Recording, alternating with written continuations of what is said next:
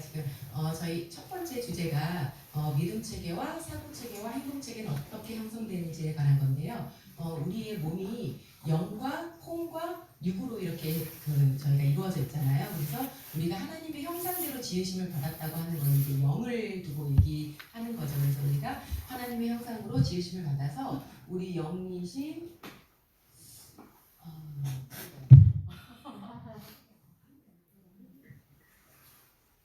네. 영이신 하나님과 이렇게 영과 영으로 소통을 하면서 우리가 이제 살게 되는데, 우리가 처음에 만들어질 때는 영이신 하나님과 소통을 하면서 이 영이 우리의 혼을 지배하게 되고, 또 우리의 혼이 우리의 몸을 지배하면서 우리가 하나님의 형상으로 우리 몸으로 나타나게끔 우리가 이렇게 창조가 되었는데요.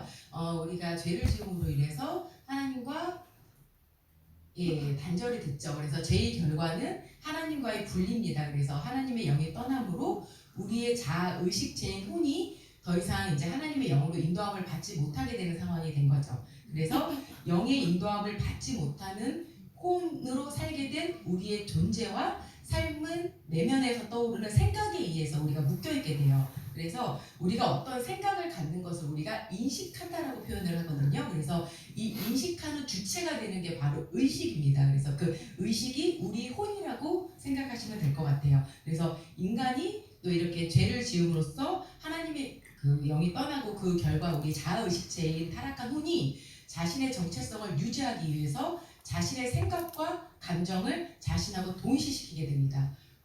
그거를 우리가 이제 심리학에서는 에고라고 하고 거짓 자아라고도 표현하고, 성경에서 이거를 이제 벗사람이라고 표현을 하게 돼요. 그래서 근데 그러니까 우리의 에고, 이러한 생각들은 유전적인 형질이나 관습, 전통, 세상 풍조, 초등학문, 세상의 거짓말 등의 외부적 요인을 통해서 형성이 되게 됩니다. 그런데 이렇게 타락한 후는 자신의 몸에 기초한 생각과 감정을 자기라고 받아들이지만 본래 하나님 의존적인 상태의 흔적이 우리가 남아있기 때문에 우리 스스로 온전치 못하다는 의식을 근원적으로 가지고 있게 됩니다. 그래서 이러한 자아의식 때문에 우리의 마음은 부정적인 사고와 감정을 계속 가질 수밖에 없는데, 우리가 갖게 되는 이런 부정적인 사고와 감정들은 외부로부터 들어오는 게 아니라 제 기능을 하지 못한 인간의 영과 타락한 혼 때문에 우리 내재적으로 만들어지는 게 이러한 부정적인 생각과 감정들이고요. 이러한 것이 이제 결과적으로 이원성적 사고방식과 죄책감, 그리고 두려움, 결핍감, 수치심 등으로 나타나게 됩니다. 그래서 근데 이러한 감정들은 우리가 타락 후 모든 인간이 죄로 인해서 공통적으로 가지는 속성이라고 보시면 되는데, 우리가 자신을 그러다 보니까 이제 이 세상에서 우리가 스스로 살아남아야 할 존재로 우리가 스스로 의식을 하게 되고, 그래서 인간이 내면적으로 가지는 이런 피해 의식이나 우월 의식, 그리고 경쟁, 투쟁 의식의 근원이 됐습니다. 그러니까 이러한 것들이 따라서 모든 인간은 자연스럽게 우리 그 마음 가운데 그러니까 나를 보호해야 되기 때문에 자기 중심적이고 또 자기 보호적이고, 그리고 외부로부터 자신을 통제하려는 외부 통제적인 그 현상들, 그리고 이해타산적인 이러한 사고방식들을 우리가 계속 가지게 되는 거죠. 그러니까 이러한 체계들을 통해서 우리의 믿음 체계가 형성이 되게 되는데,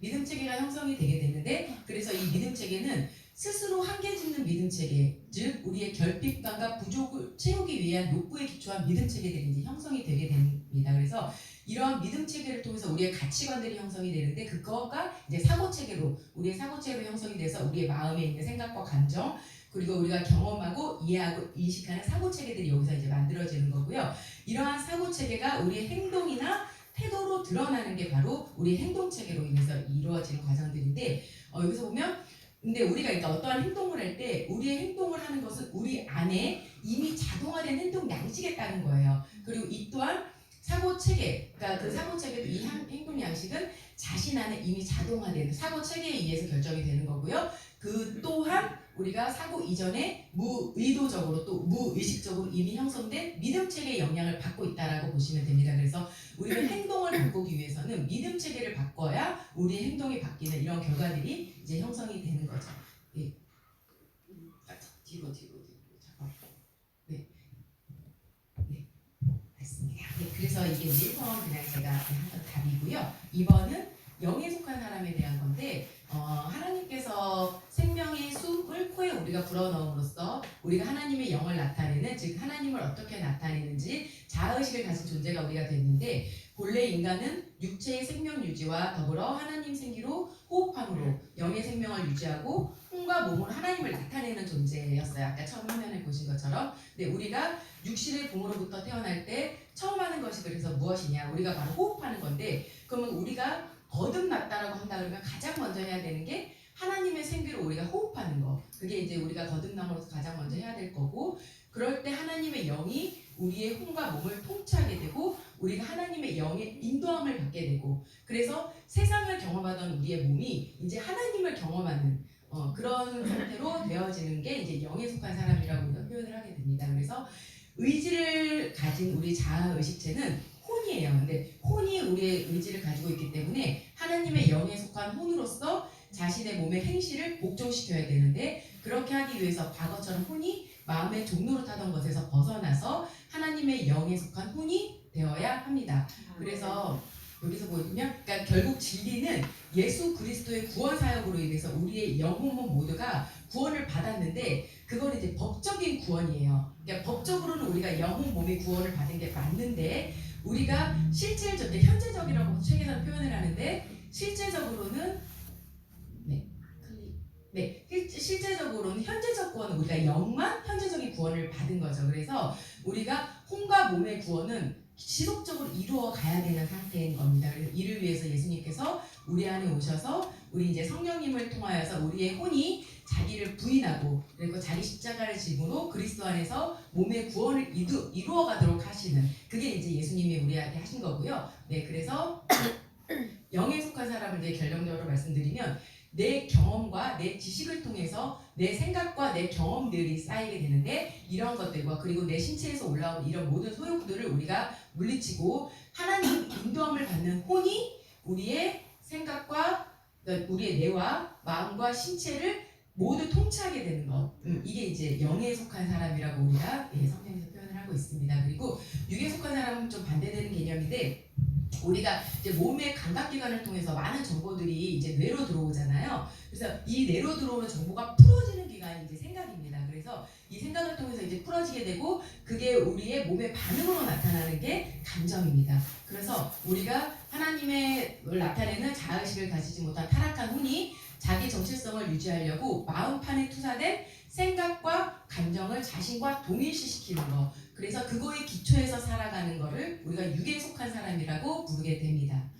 그래서 육에 속한 사람은 하나님의 뜻을 나타내기보다는 세상의 것에 반응을 하고, 또 그 정보를 자신의 뇌에 저장하고, 그 정보들이 생각과 감정으로 마음에 풀어질 때 혼은 또 그것에 기초해서 나는이나 내가라는 생각들로 계속 살아가게 되는 겁니다. 그래서 이거는 하나님 보시기에 영혼 몸의 완전한 타락이고 또 전적인 부패로 볼 수 있고요. 그래서 우리가 거듭남으로 새 사람이 되고도 여전히 거짓 자아가 주체가 돼서 혼이 몸의 종노릇을 하고 육의 생각으로 신앙생활하는 자를 우리가 성경에서는 육신에 속한 자 또는 육에 속한 자라고 표현을 합니다. 그래서 결론적으로 진짜 나는 누구인가라고 봤을 때 나는 호흡함으로써, 그러니까 하나님 생명의 숨결을 우리가 느끼고 하나님 생명의 운행하심으로써 하나님을 나타내는 역할을 하는 게 나인 것이고, 그런데 하지만 지금도 마귀는 계속 나의 거짓 자아가 나 자신인 것처럼 나를 속이고 있고, 또 내 생각과 감정에 묶여있는 타락한 혼의 자유의지를 통해 선을 행하도록, 그러니까 하나님의 영의 인도하심이 아닌 내 의지를 통해 자꾸 선을 행하도록 하고 있고,